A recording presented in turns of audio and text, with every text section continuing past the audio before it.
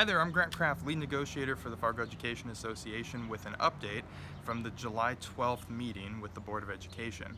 We began by talking about teacher assignment. FEA brought a few edits to our proposal. The edits primarily help ensure that the section lengths for music and physical education periods don't go beyond the 40 minutes that students are used to. We believe that that's an appropriate length developmentally for elementary students, and the elementary students should not have a longer period schedule than what the secondary students have. This proposal guarantees teachers 245 minutes of preparation and planning time per week, which was the pre-pandemic normal. It also would ensure that teachers who are supervising recess duty are paid for that duty. And that's one of the ways that we're able to get back to the pre-pandemic schedule, because if you're earning compensation for that time, you don't also need to be given additional preparation time, which is what the board was needing to do in order to stretch out the schedule and lengthen those period sections. So we're asking that the board provide compensation, that they don't hire 6 additional elementary teachers, and instead compensate the elementary teachers who are doing that work of the elementary recess duty. You might remember that this proposal also guarantees a duty-free lunch and sets up the amount of time that's in the workday, as well as setting aside some time before and after school so that teachers can do the work that they need by preparing for class or having meetings or bringing in some students for some extra work. The board was interested in taking this proposal and attaching a memorandum of understanding to it. The memorandum of understanding would be one that allows the district to form a committee or task force to begin discussing recess and recess philosophy with teachers and administrators in order to get to the heart of the issue.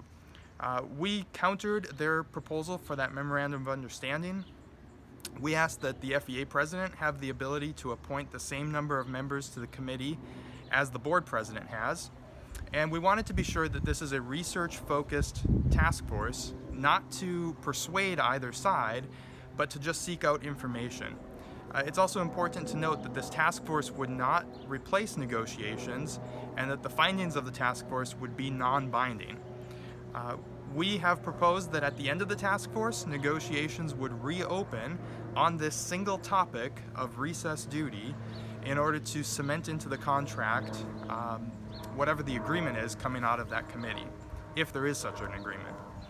Again, the committee is not meant to be persuasive, it's meant to find information, to do research, and our memorandum of understanding lays out some ideas of what that research could be, including workforce data in the region, looking into some of the policies that Fargo Public Schools has, and looking at different models for recess and delivering the best practice for recess duty.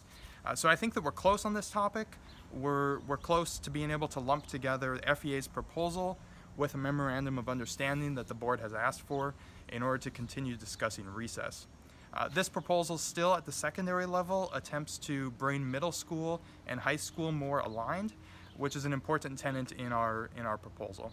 So we'll see on July 21st, it's a Wednesday at 4:30 in the Agassiz lunchroom, exactly what the board has on this topic. They have decided to go off and take it under advisement, and they'll be returning with more information and hopefully a tentative agreement on July 21st.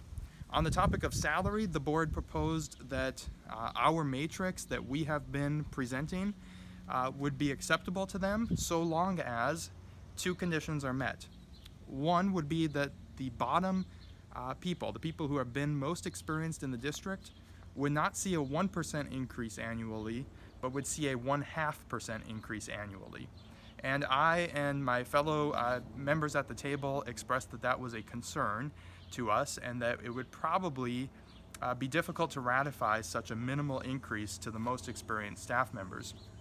So we've asked the board to adjust that in their proposal, and we again look forward to them bringing that back on July 21st.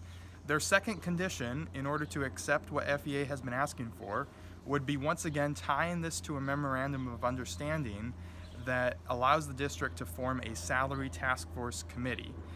That committee would be able to look at the salary situation in the district and try to evaluate and to, again, research some of the best practices for salary.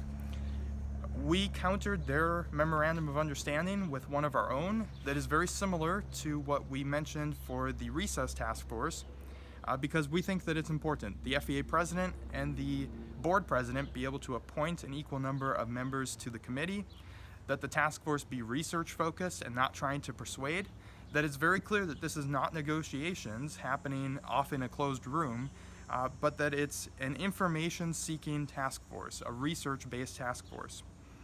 We provided some guidance of what this task force should be looking at, including the history of the Fargo Public Schools matrix, looking at current salary models in comparable districts, researching some other potentially new salary models, and collecting evidence of those other models and how effective they are at retaining teachers, increasing the number of years of experience in a district, and increasing the percent of teachers who hold a master's degree.